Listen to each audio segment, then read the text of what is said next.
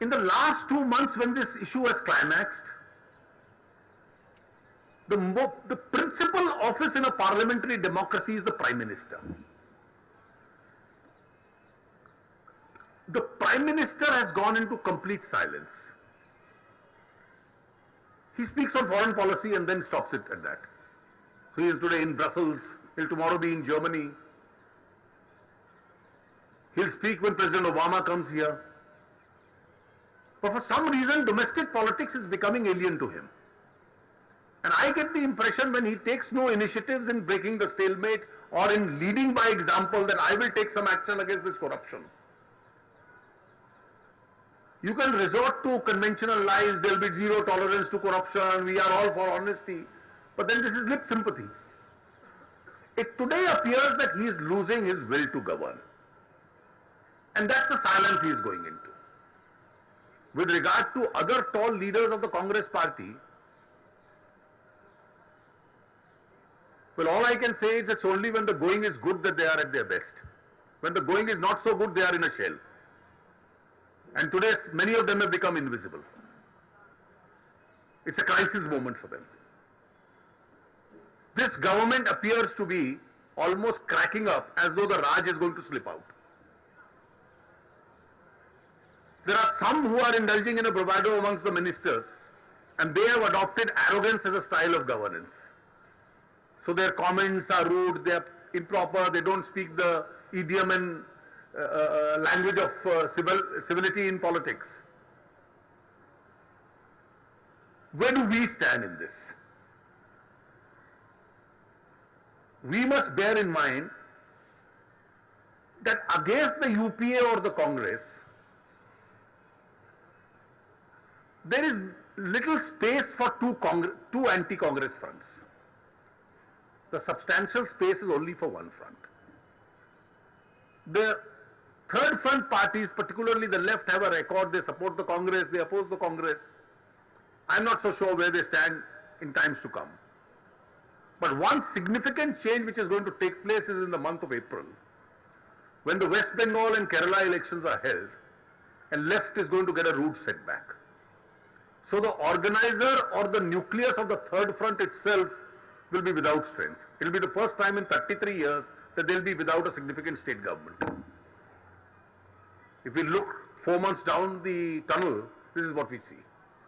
Their ability to organize the third front is going to be substantially reduced, if not decimated. In such a situation, we in the BJP and the NDA have a huge responsibility. Gujarat, the panchayat and municipal elections were held, Congress almost got wiped out. Bihar, the elections were held, the Congress almost got wiped out. इस परिस्थिति में हम लोगों को UPA के खिलाफ की राजनीति का एक केंद्र बनना है. We have to become the nucleus of the anti-UPA politics. And in that situation, we have to expand the NDA, as I said. There is little space for two fronts against the UPA. That's how the situation seems to be converging. And therefore, we have been substantially successful in coordinating them in Parliament.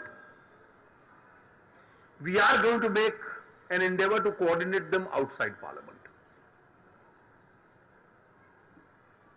The Congress has made one fundamental mistake. Somebody asked me in the after the Bihar results, what do you think went wrong? There were various factors favoring us. And I said, we were led by two people, Nitish Kumar, Sushil Modi. Yes, JP के आंदोलन से emergency से पहले से इकट्ठे हैं.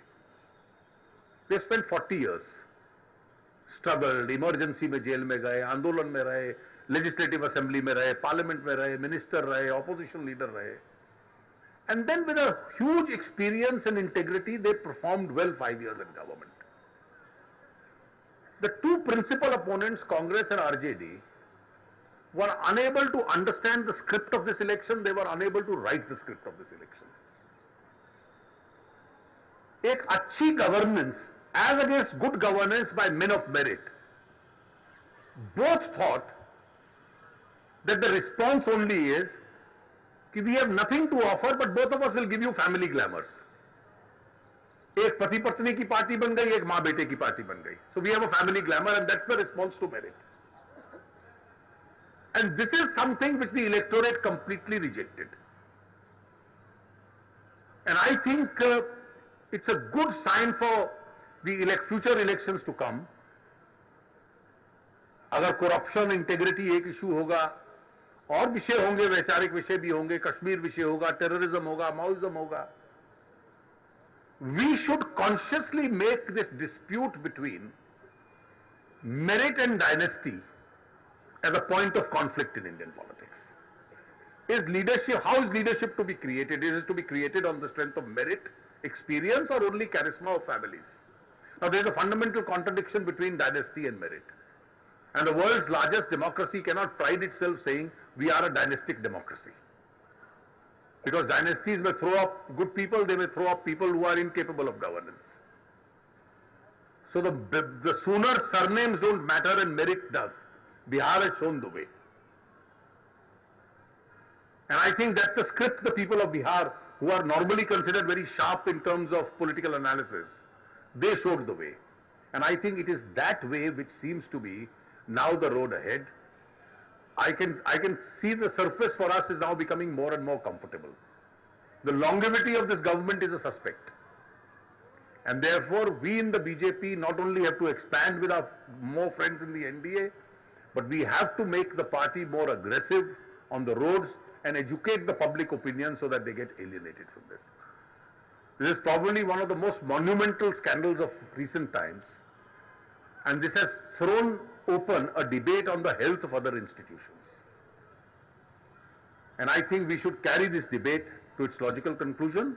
Well, let me finally once again thank you very much to the legal cell and to Anil Soni for having taken the initiative and having organized this.